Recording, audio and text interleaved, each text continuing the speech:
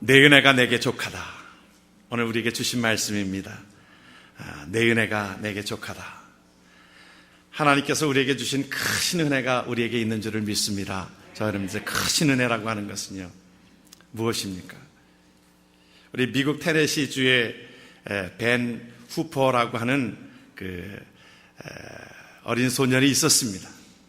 그런데 그 벤 후퍼는 사생아였어요. 그러니까 사생아라고 하는 것은 아버지가 누군지 모릅니다. 아버지가 누군지 모르는 가운데 태어났습니다. 그래서 그 동네에서 어릴 때부터 놀림받았습니다. 그래서 좀 늘 따돌림을 받았어요. 그리고 키가 왜소하고 보풀품 없고, 그러니까 자기의 어떤 자존감이 없는 겁니다. 어떤 가정적인 어려움과 힘든 것들, 또 자기의 어떤 외모라든지 그런 것들을 인하여 자존감이 없어진 채로 늘 이렇게 풀이 죽어서 지나고 있었는데, 그 지역에 교회 담임 목사님이 새로 오신 분이 계셨습니다. 그래서 교회를 나가볼까 하고 이제 교회를 나갔습니다. 그런데 그 목사님의 말씀을 듣으면서 많은 은혜가 됐어요. 그럼에도 불구하고 그는 다른 사람에게 이렇게 자꾸 이렇게 참 왕따를 당하고 그러다 보니까 다른 사람들한테 나타나기를 싫어했습니다. 그래서 예배를 보고 축도하기 전에 그냥 떠나버린 겁니다. 축도하기 전에 문을 해서 그냥 떠나버린 거예요. 그러니까 목사님이랑 악수할 기회도 없었던 것입니다. 그런데 하루는 그가 은혜를 받고서 눈물을 흘리면서 그 시간을 지나다 보니까 그가 미리 나가야 되는 시간을 놓친 겁니다. 그래서 축도까지 다 끝나버렸어요. 끝나고 나서 나가게 되어지는데, 목사님을 만나서 이제 악수를 하는데 고개를 푹 숙이고 하게 되어지니까 목사님이 그를 보면서, 야, 너 누구 집 아들이냐? 그렇게 물었어요.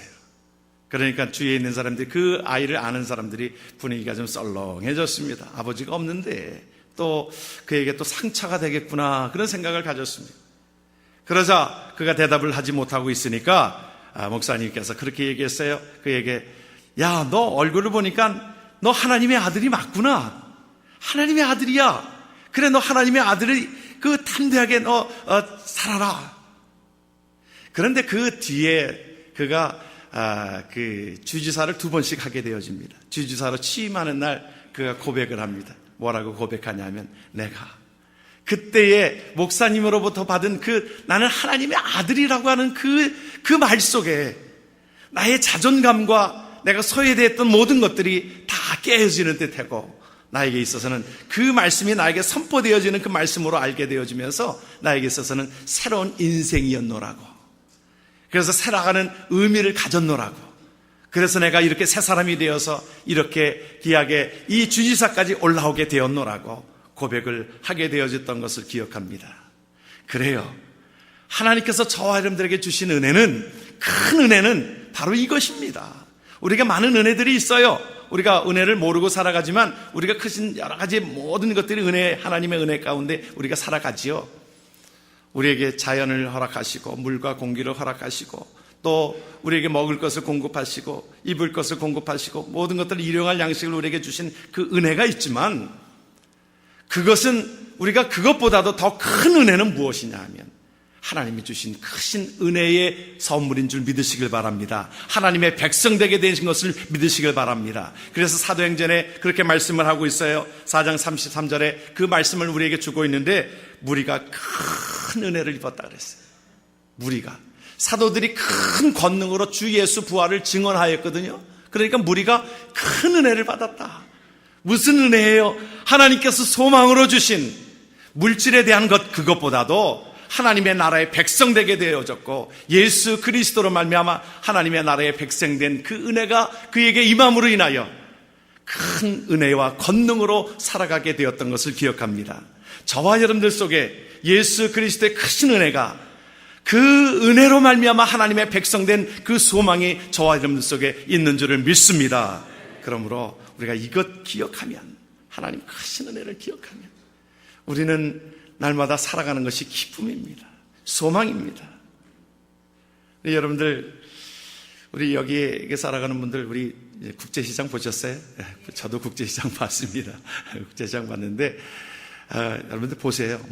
나는 성경밖에 안 본다라고 하는 분이 있는데, 그거 그렇게 과히 좋은 것도 아닙니다. 여러분들이, 좋은 것은 여러분들이 보실 필요도 있어요. 그래서 그 근대사를 2시간에 그것을 딱 담아가지고 우리에게 감동을 주고, 참 얼마나 우리가 생생하게 기억나는 어떤 그 근대사에 있는 것들을 어떻게 그렇게 참 2시간에 걸쳐서 그렇게 감동을 주는가 생각을 할 때 참 보면서 제가 은혜를 받았습니다. 오히려 은혜를 받았는데, 여러분들이 어떤 장면에 은혜를 많이 받으셨어요? 우리가 이산가족이 만났을 때의 감격, 그런 것들도 있을 수 있겠는데, 목사인 저에게 있어서는 그 흥남부두에서 일사후퇴 때잖아요. 일사후퇴 때 흥남부두에서 그들이 모여서 이제 피난길을 떠나게 되어지는 12월 달이 아주 추운 때지요. 그런데 그때에 피난 가지는 가운데 그 배를 타게 되어지는데, 빅토리아라고 하는 배, 실질적인 그들 하나의 실제적인 사건을 가지고 그 드라마를 만들었어요. 그런데 빅토리아호라고 하는 그 배, 제가 그래서 찾아보았습니다. 그래서 찾아보니까 그때에 그 10분단 장의 고문이었던 그 사람이 현봉학 박사라고 하는 분이에요. 의사예요. 그분이 실질적으로 있었던 분이에요. 그분이 그 사령관에게 그렇게 얘기합니다. 이 백성들 좀 살려주세요. 우리 백성들 좀 살려주세요. 사실은 화물선에 사람을 실어서는 안 되는 것입니다. 그 사람이 실은 사람은 60명이 정원입니다. 사실은 그 배에 그 모든 화물선을 실는 것이기 때문에 60명이 정원이고, 그곳에 이미 선원들이 47명이 타져 있었고 13명밖에 자리가 없는 겁니다. 그런데 그 현봉학 박사가 그에게 간곡히 부탁을 해요. 간곡히 부탁하면서 우리 백성들을 좀 살려달라고. 그러니까 그 장군이 결단합니다. 무기를 다 내리라고. 저는 그 마음에 그 감동이 되어지는, 생명을 귀중하게 여기면서 25만 톤이나 되는 그 무기를 다 내립니다. 짧게 묘사가 되어졌지만 25만 톤이나 되는 그 무기를 다 내리고 그곳에 14,000명을 싣고 갑니다. 14,000명의 생명을 구해낸 거예요. 그런데 14,000명, 이틀에 걸쳐서 부산으로 거제도로 내려오는 그 과정들 속에서 한 사람도 죽지 않았다는 거예요. 오히려 5명이 늘었답니다. 14,005명. 거기서 배에서 이틀 동안에 아이를 낳은 사람이 5명이 있다는 거예요. 한 사람도 죽지 않고. 참 놀랍지 않아요? 생명, 그 무기보다도 생명을 살리기 위해서 간곡하게 부탁하였고, 또 그것에 자기의 어떤 그 모든 것들이 목숨이 날아갈지 모르지만 그 사람들을 살리기 위하여 무기를 다 내려버리고 그 사람들을 살렸던 그 모습, 은혜지요. 여러분, 저와 여러분들의 삶이, 우리가 그 영화를 보면서도 감격이 되어졌던 것은 그 모습의 14,000명 속에 내가 포함이 되어진 것처럼 하나님께서 저와 여러분들을 그렇게 살리신 것입니다. 저와 여러분들을 하나님께서 그렇게 죽어가야 됐던 생명을 하나님께서 살리셨으므로 우리에게는 크신 은혜가 저와 여러분들 속에 있는 줄을 믿습니다. 그것이 크신 은혜이기 때문에 내가 이 땅에서 지금 부족해도, 내가 때로는 연약해도, 아픔이 있고 슬픔이 있고 고난이 있고 고통이 있어도 내가 이 크신 은혜를 기억할 때마다 나에게는 감격이 있습니다. 하나님의 나라의 소망이 있습니다. 그 은혜로 살아가는 저와 여러분 되기를 주의 이름으로 축원합니다. 그 고백이에요. 사도 바울은 그 가운데서 내가 매도 무지하게 맞았습니다. 순환을 많이 겪었습니다. 그리고 그에게 있었던 질병이 있었는데, 이것을 우리가 가시라고 그랬는데 안질이라고도 얘기하고, 또 이것이 나에게 있어서 또한 간질이라고도 얘기합니다. 두 가지 다일 수도 있습니다. 생각해 보세요. 그는 하나님의 능력으로 말미암아 수건을 던지기만 하였어도 그 수건에 단 사람이 병을 치유함을 받았어요. 그런데 정작 자기 자신은 하나님 앞에 기도하였는데 그것을 이루지를 못하는 것입니다. 그러니 간질이라고 하는 거 여러분들이 보시잖아요. 우리 전에도 그 조회 시간에 갑자기 서 있다가 갑자기 넘어지면서 그냥 그 발작하는 것을 여러분들이 아마 보셨을 것입니다. 사도 바울이 품위 있게 하나님의 말씀을 증거하고 하나님의 그 이름으로 고침 받게 하였는데, 정작 자기 자신이 그 간질로 인해 가지고 그 모습을 거품을 흘리면서 그 모습을 보았을 때 그래서 연약했기 때문에 사도 바울은 그 누가라고 하는 의사를 데리고 같이 함께 동행하면서 하나님의 복음을 증거했습니다. 그런데 그것 때문에 하나님 앞에 간구하였는데 뭐라고 얘기하냐면 내 은혜가 내게 족하도다. 너 그것 때문에 너 자만하지 않게 되어지는 거야 라고 생각했어요. 그러니까 그의 삶 속에 자기의 생명 이 땅에서 우리가 오랫동안 사는 어떤 그것보다도 나에게 하나님께서 주신 크신 은혜가 있기에 이것을 붙잡게 하기 위해서 하나님 앞에 이 생명, 하나님의 나라의 그 생명을 붙잡게 하기 위해서 나에게 이런 가시를 주셨다 생각한 것입니다. 우리가 오래 사는 것만이 중요한 게 아닙니다. 여러분, 이 땅에서 우리가 모든 것들 우리가 하나님의 축복이죠. 근데 그런 것들 때문에 오히려 내가 하나님 앞에 신앙생활에 거꾸로 가는 사람들이 있어요. 나는 이제 기도할 필요도 없고요. 내가 다 이루어졌어요. 오히려 축복인데 하나님 앞에 더 가까이 가지를 못하고 오히려 바깥으로 나가는 사람들이 얼마나 많이 있는지 모릅니다. 물질적으로 풍부해지면 더욱더 하나님 앞에 충성하고 봉사하고 내가 하나님 앞에 그 은혜를 받았으면 더욱더 그래야 되는데 이것이 하나님이 주시는 생각인데 우리가 건강을 주시고 또 물질을 주시고 그러면 어떤 사람은요 나중에 11조가 점점 그 분량이 많아지는 거예요. 분량이 많아진다는 얘기는 자기 수입이 많아진다는 얘기거든요. 거꾸로 생각하면 그렇잖아요. 12구조가 더 많아진다는 것이잖아요. 근데 이거 드리기 아까워가지고 신앙생활을 떠나버리는 유형도 있더라고요. 안타까운 일이지요. 여러분, 우리가 무엇이 어떤 생명이 귀한 것입니까? 여러분, 우리의 그 연수를 보면요, 통계를 보면은 우리가 71년도에 우리 생명의 평균 수명이 얼마였는지 아십니까? 59세였습니다. 71년도에 우리의 시각 속에 71년도 여러분들이 기억하시잖아요.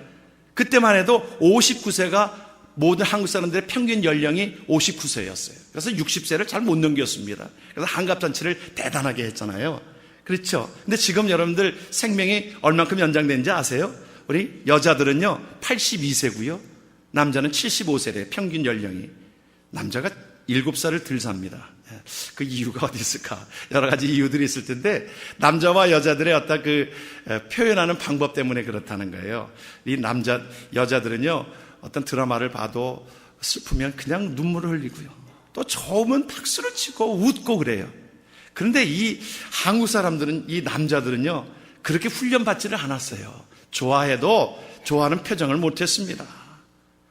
또 남자가 운다고, 남자가 울면 뭐 떨어진다고 그래가지고 어릴 때부터 그냥 그런 교육을 받아가지고 어릴 때부터 남자들은 울지 않는 거야. 예? 그 참고 그러다 보니까 오히려 스트레스가 더 쌓이는 겁니다.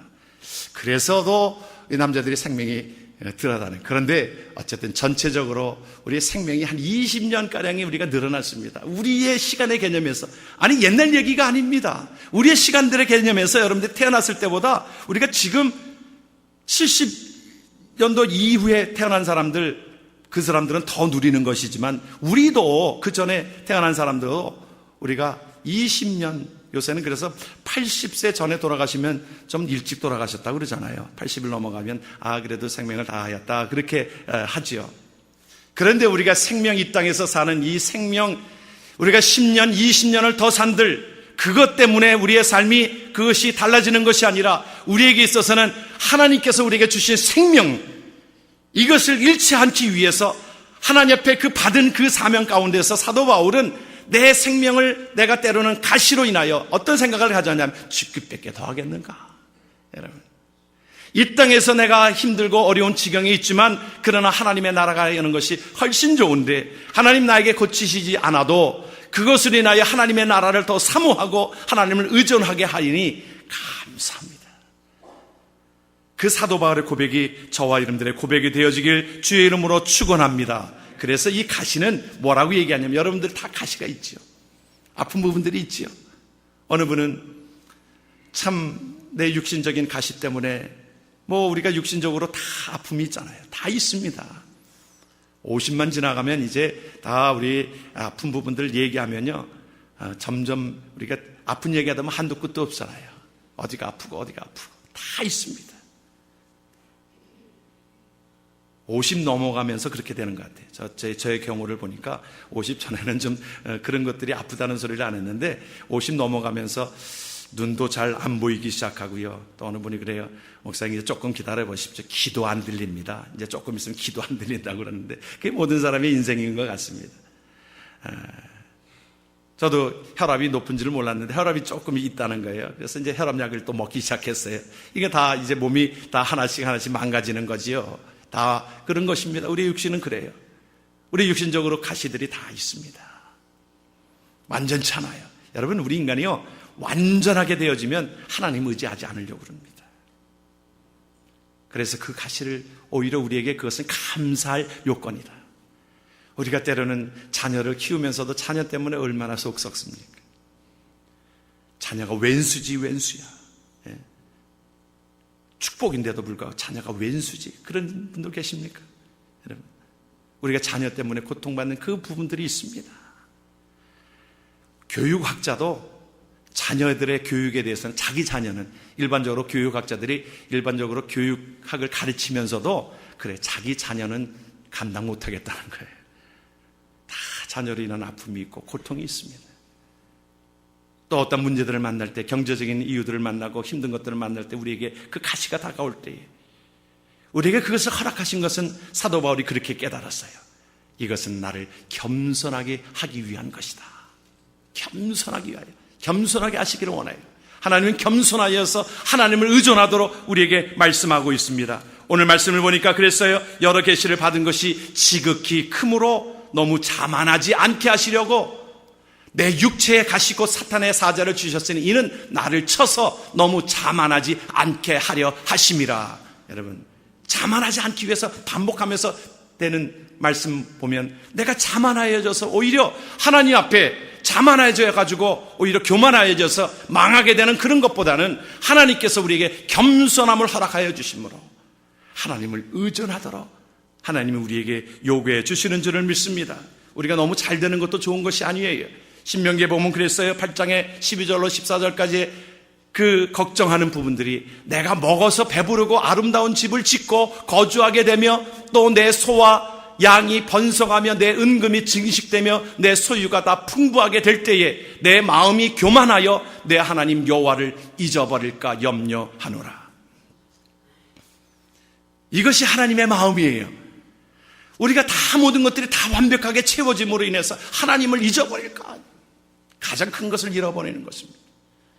우리의 생명, 육신의 생명을 이것을 더욱더 지키려고 오히려 영적인 우리의 생명을 잃어버린다라고 하면 이것은 축복이 아니라 나에게 있어서는 저주일 수 있다는 것입니다. 그러기에 우리가 하나님 앞에 고백되어지는 것이 하나님, 내가 육신의 이 고난 이것도 하나님을 의지하게 되어지니 하나님 감사합니다. 그런 것입니다. 우시야 왕이 사실은 교만했어요. 그가 하나님 앞에 저가 강성하여졌을 때 사람은 참 그러지 않으려고 하지요. 우리 하나님, 내가 풍성해도 내가 하나님 배신하지 않습니다. 그것이 우리의 고백인데요. 육신적으로 현실적으로 모든 것들이 편안해지고 이런 것들이 그렇게 되어지면요, 우리의 생각이 또 교만해지는 것이 우리의 생각인 것 같습니다. 우시야 왕이 그가 뭐라고 얘기하냐면 역대하 26장에 저가 강성하여지며 그 마음이 교만하여서 악을 행하였다고 그랬어요. 그래서 그가 하나님 여호와께 범죄하는데 곧 여호와의 성전에 들어가서 향단에 분향하려 한지라. 이것은 하나님께서 제사장들에게 주어진 특권인데도 불구하고 왕이 내가 모든 것, 제사장도 뭐 대단해, 내가 다 할 수 있지, 그런 마음들이 들어서 나중에는 우시야 왕이 문둥병이 걸리고 맙니다. 요즘으로 말하면 에이즈에 걸리고 만다 이 말이에요. 이제 그런 것입니다. 우리가 그러므로 저와 여러분들의 삶은 우리가 육신적인 것은요, 우리가 영적으로 이것을 지배해야 되는데 오히려 육신이 이것이 더 크게 되어지면 우리의 육신은 교만해져서 하나님을 모르고 하나님을 버리고 우리가 바빠진다고 해서 하나님 앞에 예배하는 모든 것들을 뒤로 하고 하나님 앞에 나오는 시간들을 잘라먹고 하는 것이, 이것이 교만이라는 것입니다. 여러분, 다윗이 언제 영성이 풍부했어요? 오히려 다윗은요, 육신적으로 어렵고 힘들고 그럴 때에 하나님을 더 의존했습니다. 여러분, 시편 23편이 어떻게 나온 글인지 아십니까? 여호와는 나의 목자시니 내가 부족함이 없으리로다. 아, 내가 모든 것들이 풍부합니다. 나에게 은금이 풍부하고 나에게 모든 것들이 어려움이 없습니다. 그때 고백한 것이 아닙니다.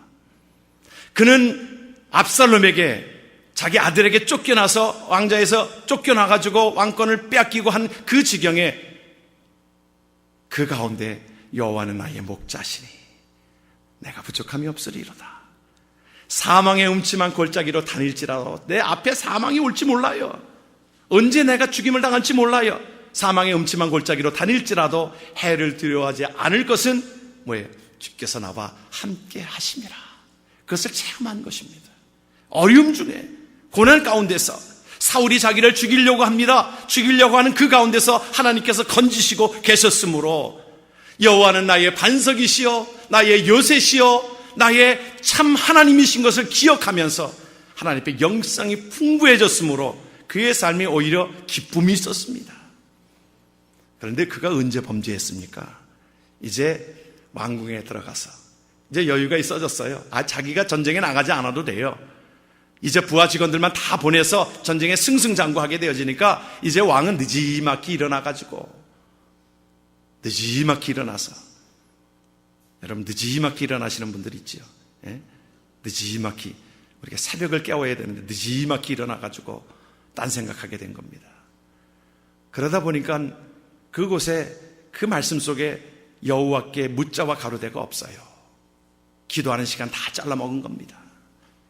그리고 나니까 왕궁에 목욕하는 여인을 보게 되어지면서 그 여인에게 음욕이 품게 되어지고, 그 전에는 그러지 않았는데 그러면서 그 여인을 자기 아내로 삼기 위해서 그 우리아를 전쟁터에 보내서 죽게 하고 그 여인을 아내로 맞이하게 되어집니다. 그것으로 얼마나 고통이 심했는지. 여러분, 다윗의 삶을 보면서 다윗은요 하나님 앞에 마음에 합한 자의 모습인데도 불구하고 육신적으로 모든 것들이 풍부해지고 그러할 때에 그것이 병들었어요. 그러므로 우리가 영적으로 우리가 하나님 앞에 나아갈 때 우리가 좀 부족한 것이 필요합니다.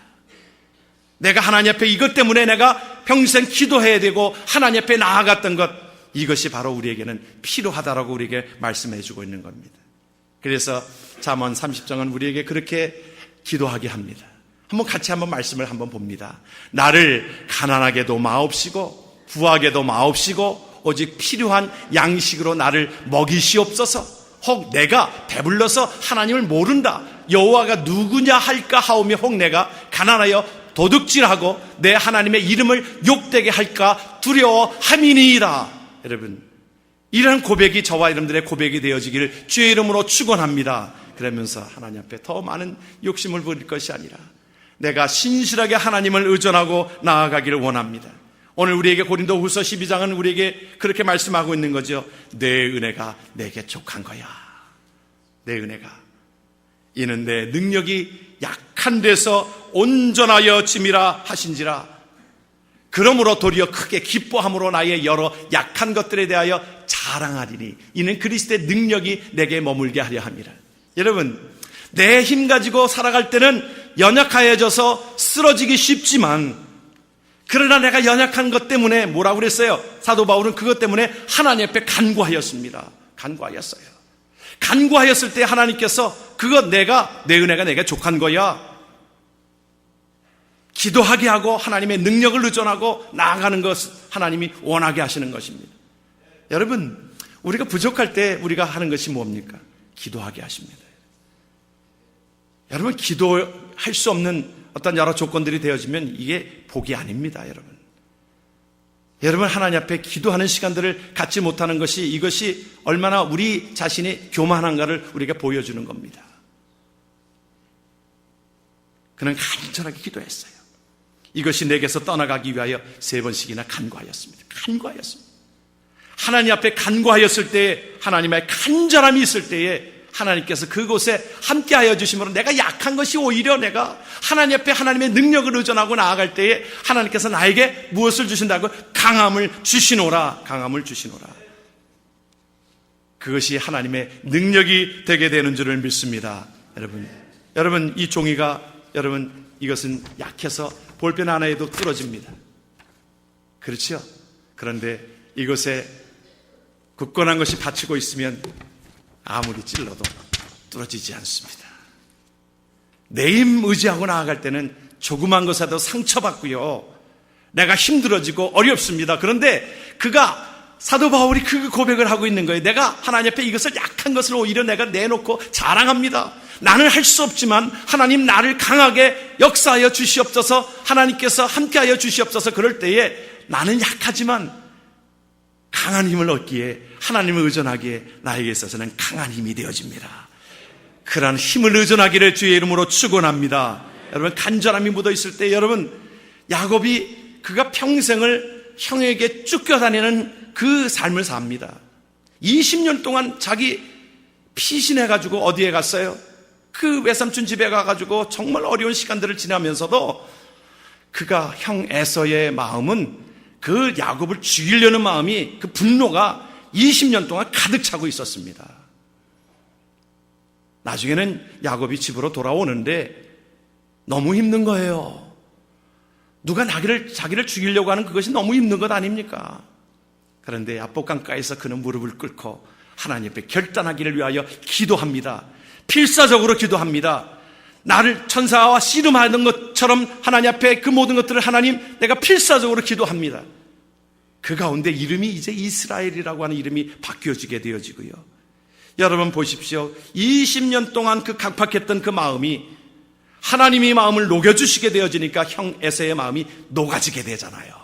여러분, 하나님께서 그렇게 모든 것들을 해결해 주시는 줄을 믿습니다. 나는 할 수 없습니다. 할 수 있는 부분들도 있겠지요. 그러나 우리가 하나님 앞에 내가 약한 것을 내가 자랑합니다. 그것을 자랑하는 것이 하나님의 강함이 나에게 임함으로 인하여 사도 바울을 통하여 하나님의 나라가 확장되게 되지 않습니까? 에베소 지역에 하나님의 몸된 교회가 들어서게 되지 않습니까? 빌립보 지방에 하나님의 몸된 교회가 들어서게 되지 않습니까? 자기의 말의 언변으로 되지 않았어요. 말에 대해서는 사도 바울이 재주가 있었습니다. 굉장히 재주가 있었고 자기의 지식도 있었고 지혜도 있었고 그 모든 논리적이었어요. 그렇잖아요. 성경에 보면 참 논리적으로 사도 바울이 쓰고 있잖아요. 그런데 그 논리로 자기가 그들과 논쟁하였을 때 그들이 변화되지 않았습니다. 그래서 내가 그들과 함께 이제 논쟁하지 않겠다 그랬어요. 그러면서 무엇을 자랑한다고 그랬어요? 예수 그리스도 십자가 외에는 자랑할 것이 없느니라. 그의 고백은 내가 다 세상적으로 보면 자기를 부러워하는 그 정도입니다. 다 갖추고 있는 자였는데 하나님 앞에 나는 아무것도 아닙니다. 그럴 때 하나님이 사용하시는 거예요. 여러분, 모세를 언제 사용하셨어요? 사실은 모세는 40년 청년, 80% 120년으로 말하면 40세 청년 때 하나님이 사용하지 않았습니다. 그때는 모세는 썸바디라고 생각했던 거예요. 자기가 나는 특별한 사람이야. 나는 왕궁에서 자랐고 이제 모든 것들이 완벽한 사람이라고. 그럴 때에 하나님이 사용하지 않았습니다. 썸바디라고 생각되었던 그곳에 사용하지 아니하고요, 40년 광야 생활을 지나면서 그가 어떤 것이 느껴진 겁니까? 나는 노바디야. 나는 아무것도 할 수 없는 사람이야. 하나님이 부르셨을 때 그랬어요. 나는 할 수 없어요. 아니, 나 같은 자가 어떻게 할 수 있겠어요? 노바디로 하나님 앞에 나아갔을 때 하나님, 내가 너를 사용할게. 하나님이 사용하시니까 그는 가스바디로 변하게 되어졌고 그 백성들을 이끌게 되어졌고 그 백성들에게 영향력을 미치는 사람으로 쓰임받게 되었던 것을 기억합니다. 그래요, 하나님의 사용하시는 자는 내가 좀 특별한 재주가 있지, 내가 말에 언변이 있지, 내가 좀 지식이 있지, 하나님 그거 사용하시는 게 아닙니다. 하나님 앞에 하나님을 전적으로 의존하는 자, 하나님 앞에 내려놓는 자, 기도하는 자, 그것을 통하여 하나님께서 이 모든 것들을 이루시게 되어지는 줄을 믿습니다. 히스기야 왕이 아수르 군대와 함께 18만 5천 명을 물리쳤을 때에도 히스기야 왕인 그 비결이 뭐였냐면 그는 기도할 때 전심으로 기도했어요. 벽을 향하여 기도했습니다. 하나님께서 그 모든 대적을 물리치게 하시고 병에 걸렸을 때도 하나님 앞에 벽을 향하여 하나님 앞에 기도하였을 때 하나님께서 이사야 선지자가 그에게 선포하고 갔을 때 각이 도착하기 전에 이미 병 고침을 받았습니다. 하나님의 능력을 의존한 사람들, 바로 이러한 하나님의 은혜가 있는 줄을 믿습니다. 그래서 예레미야는 29장 그렇게 말씀하고 있어요. 같이 한번 말씀을 봅니다. 너희가 온 마음으로 나를 구하면 나를 찾을 것이요 나를 만나리라. 저와 여러분들의 삶 속에 우리가 많은 가시들이 있을 것입니다. 아픔들이 있을 것입니다. 그런데 베드로서는 우리에게 그 말씀을 주고 있어요. 오직 너희가 그리스도의 고난에 참여하는 것으로 즐거워하라고 그랬어요. 왜 그래요? 그의 영광을 나타나실 때에 너희로 즐거워하고 기뻐하게 하려 하신다. 누가복음 6장에는 그 말씀을 우리에게 주고 계십니다. 그날에 우리가 고통받고 우리가 가시 때문에 고통받고 있는 그날에 기뻐하고 뛰놀라 하늘에서 너의 상이 큼이라. 하나님의 나라를 전파하면서 나아갈 때에 내게 때로는 아픔이 있습니까? 고통이 있습니까? 슬픔이 있습니까? 때로는 가시가 있습니까? 하나님 앞에 이 모든 것들은 나를 겸손하게 하고 하나님의 곁에 붙어있게 하시려는 하나님의 은혜인 줄을 믿습니다. 그러므로 겸손한 마음으로 하나님을 의존하고 오늘 사도 바울이 내가 약함을 자랑하노라. 왜 자랑합니까? 내 안에 하나님께서 임하시면서 나에게 오히려 강함을 주시기 때문에 그는 약함을 자랑했습니다. 나타냈습니다. 고백했습니다. 하나님의 은혜로 살아가는 것을 고백하고 나를 통하여 하나님의 나라가 확장되어지는 모든 곳에 쓰임받기를 간구했던 것처럼 저와 여러분들의 생애 가운데 하나님 앞에 온전하게 하나님의 은혜를 힘입어서 하나님의 은혜로 살아가는 복된 자 되기를 주의 이름으로 축원합니다. 아멘. 우리 모두 일어나셔서 우리 하나님의